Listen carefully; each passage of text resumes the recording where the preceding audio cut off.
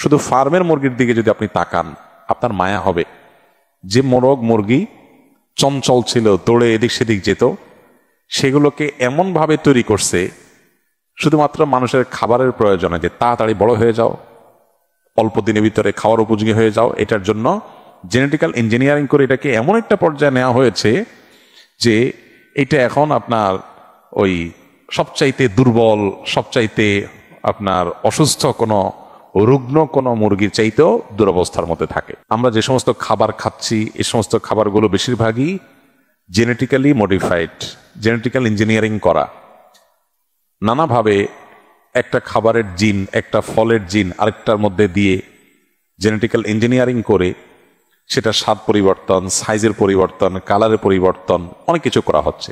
এখন সমস্যা হলো, যেই খাবারের মধ্যে জেনেটিক্যাল পরিবর্তন করা হয়, ওই খাবার মানুষ যখন গ্রহণ করে তখন মানুষের শরীরেও তার প্রভাব পড়ে। শুধু শরীরে প্রভাব পড়ে তা না, মনস্তত্ত্বের মধ্যে প্রভাব পড়ে, চিন্তা চেতনায় প্রভাব পড়ে, এমনকি ইমানের মধ্যেও প্রভাব পড়ে। নানাবিধ দুরারোগ্য ব্যাধি এখন ঘরে ঘরে। সেটা অবশ্য আমাদের দেশে অস্বাস্থ্যকর খাবার, ভেজালযুক্ত খাবার, ভেজালযুক্ত ঔষধ এবং আরো নানাবিধ ভেজালের কারণেই ঘরে ঘরে ক্যান্সার, ঘরে ঘরে আপনার কিডনির রোগী, ঘরে ঘরে হার্টের রোগী। যারা এগুলো নিয়ে সাফার না করছে, 2-4টা রোগী নিয়ে, তারা বুঝবে না যে এগুলো কতটা কষ্টের, কতটা বেদনার।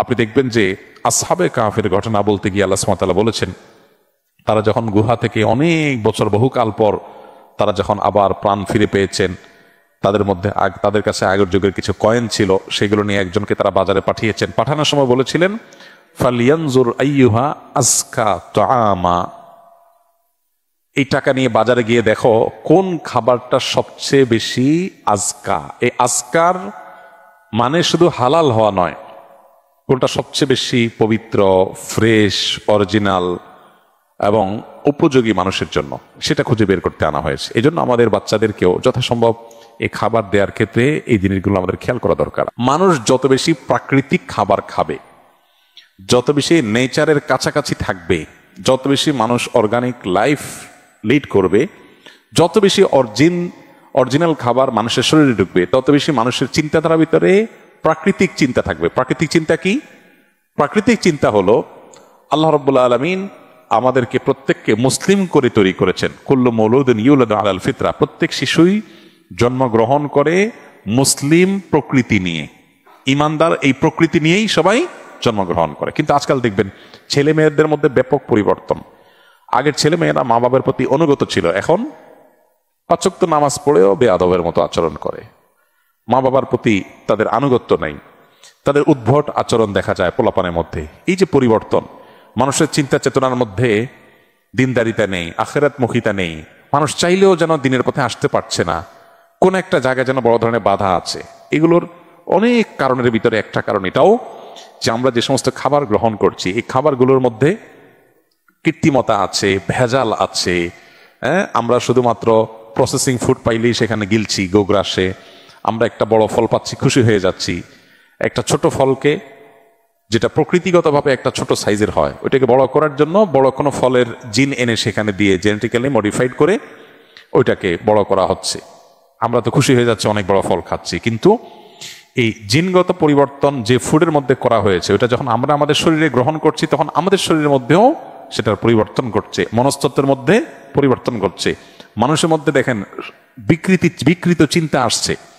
জীবনের বিভিন্ন ক্ষেত্রে প্রাকৃতিক যে চিন্তা, স্বাভাবিক যে চিন্তা, এর বাইরে মানুষের মধ্যে বিকৃত চিন্তা আসছে, উল্টাটা আসছে। এই যে প্রকৃতির মধ্যে বিকৃতি, চিন্তাধারা ভিতরে বিকৃতি, মানুষের পৃথিবীতে যে বংশধারা বেঁচে থাকবে নারী পুরুষের সম্পর্কের মধ্য দিয়ে, সেখানেও দেখবেন যে নানা রকমের রুচির মধ্যে বিকৃতি আসছে। এটি কখনো কখনো অন্য অনেক 10টি কারণের পাশাপাশি খাদ্যেরও একটা প্রভাব মানুষের মধ্যে থাকে।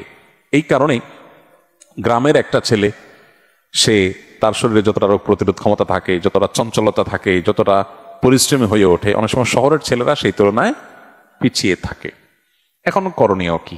করণীয় হলো সাধ্যের মধ্যে যতটুকু সম্ভব এই বিষয়গুলোতে আমরা সতর্ক থাকার চেষ্টা করা। বিশেষ করে একজন মুসলমান হিসাবে খাবার হালাল হওয়ার পাশাপাশি খাবার যাতে কোনো প্রকার ক্ষতিকর রাসায়নিক থেকে মুক্ত থাকে, যেটা আমার শরীরকে ধ্বংস করবে, জেনেটিক্যালি মডিফাইড যে সমস্ত খাবার আছে, প্রসেসিং ফুড আছে যেগুলো, এগুলো যতটুকু অ্যাভয়েড করে চলা সম্ভব। আমি জানি পরিপূর্ণ অ্যাভয়েড করা চলা সম্ভব না, আমিও পারি না। যতটুকু সম্ভব ততটুকু চেষ্টা আমাদের করতে হবে। এগুলোর সাথে আমাদের ইমানের সম্পর্ক অনেক সুনিবিড়। শুধু হালাল না, খাবার যতটা ফ্রেশ হবে, ভেজাল মুক্ত হবে, আমরা ততটা সুস্থ থাকবো, শারীরিকভাবেও মানসিকভাবেও, এবং ইমানও তত বেশি পরিপুষ্ট হবে। এগুলোর সাথে ইমানের অত্যন্ত সুনিবিড় সম্পর্ক আছে। আজকে উন্নত পৃথিবীতে দেখেন অনেক দিক থেকে তারা উন্নতি করেছে, কিন্তু অনেক চিন্তার মধ্যে ব্যাপক বিকৃতি ঘটেছে, ব্যাপক বিকৃতি। যেমন সমকামিতা, এটা অনেকের রুচিতে এখন আসছে, যেটা মানুষের প্রকৃতি বিরুদ্ধ, যেটা ছিল না মানুষের মধ্যে বাই নেচার, এটা ছিল না। এটা ছিল রোগের মতো, রোগী হিসাবে কিছু মানুষের মধ্যে, এখন এটা অনেকটা স্বাভাবিক হয়ে যাচ্ছে মানুষের মধ্যে। সৃষ্টিগতভাবে প্রত্যেকটা মানুষ জন্মগতভাবে হাদিসের বর্ণনা অনুযায়ী আল্লাহর প্রতি বিশ্বাসী হয়ে গড়ে উঠবে, অথচ এখন হচ্ছে উল্টা। মানুষ বিশ্বাসী মানুষের মধ্যেও সন্দেহ, সংশয় সৃষ্টি হচ্ছে, তার মধ্যে বিভ্রান্তি তৈরি হচ্ছে। এগুলো কিন্তু অনেক সময় খাদ্যের প্রভাব হয়ে থাকে। আমি শুধু খাদ্যের কথাই বলছি না, আর অনেক কারণ আছে, খাদ্যের একটা বড় প্রভাব এখানে থাকে। তো এই জন্য এই বিষয়টা খুবই গুরুত্বপূর্ণ। আমরা হয়তো অনেকে বলবো যে আজ পৃথিবীতে মানুষের যে সংখ্যা, যে পপুলেশন, এখানে যদি এভাবে জেনেটিক্যাল ইঞ্জিনিয়ারিং না করা হয়, হাইব্রিড খাবার উৎপাদন করা না হয়, অমুকটা তমুকটা যদি না হয়, তাহলে সেক্ষেত্রে মানুষ তো না খেয়ে মারা যাবে, বা এত খাবার কোথায় পাবে? দেখুন, অল্প খাবারেও যখন বরকত থাকে, কল্যাণ থাকে, তখন সে অল্প খাবারটা অনেক সময় অকল্যাণের অনেক খাবারের চাইতে উত্তম হয়। কল্যাণের অল্প খাবার অকল্যাণের অনেক খাবারের চাইতে কি হয়? উত্তম হয়। অতএব আজকের এই পৃথিবীতে আমাদের মুসলমানদের এই বিষয়গুলো নিয়ে ভাবতে হবে। বিশেষ করে খাদ্য গ্রহণের ক্ষেত্রে, লাইফস্টাইলের ক্ষেত্রে যতটা স্বাভাবিক জীবনযাপন, যতটা প্রাকৃতিক জীবনযাপন করা যায়, বিশেষ করে খাদ্যের ক্ষেত্রে আল্লাহ তাআলা আমাদেরকে সেই তৌফিক দান করুন। এর সুফল যে আমরা পাবো সেটা বলার অপেক্ষা রাখে না। আমাদেরকে ইসলাম মেসওয়াক করতে বলেছে। মেসওয়াক এটা গাছের ডাল বা গাছের গড়ি, শেকড়, এটা প্রকৃতি, আল্লাহর সৃষ্টি। এটা যত বেশি আমরা ঘর্ষণ করব, এর ফলশ্রুতিতে আমাদের ব্রেইনে, নার্ভের সাথে দাঁতের কানেকশন আছে সূক্ষ্ম আল্লাহ সুবহানাহু ওয়া তাআলার সৃষ্টিতে। তো এর ফলে আমাদের ঈমান বৃদ্ধি হয়। নবী করিম সাল্লাল্লাহু আলাইহি ওয়াসাল্লামের জীবনের শেষ আমল মেসওয়াক করতে করতে দুনিয়া থেকে চলে গেছেন। অনেক উলামা ইকরাম বলেছেন মেসওয়াক বেশি করার মাধ্যমে ঈমানের মৃত্যু নসিব হয়।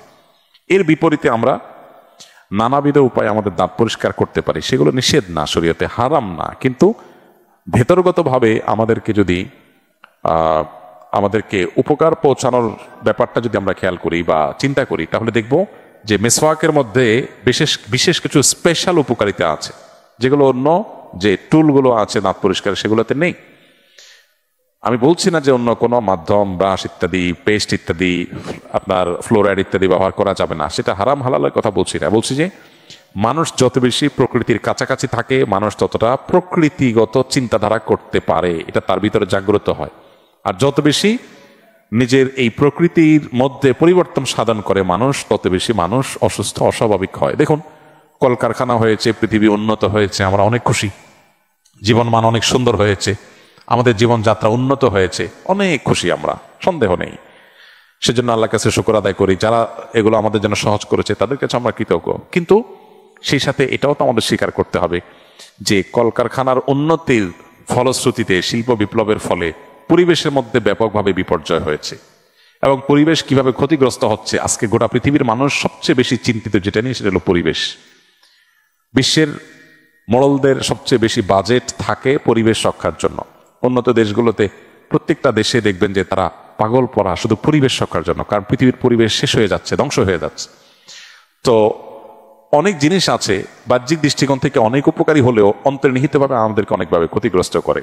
তো ন্যাচারাল ফুডের বিপরীতে অপ্রাকৃতিক যে সমস্ত খাবার আছে, প্রসেসিং ফুড আছে, জেনেটিক্যাল ইঞ্জিনিয়ারিং করা ফুড আছে, এগুলো অনেক ভালো লাগে আমাদের কাছে। আমরা দেখি এগুলো আমাদের জীবনযাত্রাকে অনেক সহজ করে দিয়েছে, কিন্তু এগুলো অন্তর্নিহিত যে ক্ষতি আছে সেগুলো আমরা অনেকেই আঁচ করি না। তো এই উন্নত জীবনের পেছনের কিছু দুঃখজনক গল্প আছে, এগুলো আমাদেরকে বুঝতে হবে, উপলব্ধি করতে হবে। আল্লাহ তাআলা আমাদেরকে সুস্থ স্বাভাবিক জীবনযাপন করার তৌফিক দান করুন, আমাদের ঈমানকে আল্লাহ তাআলা হেফাজত করুন।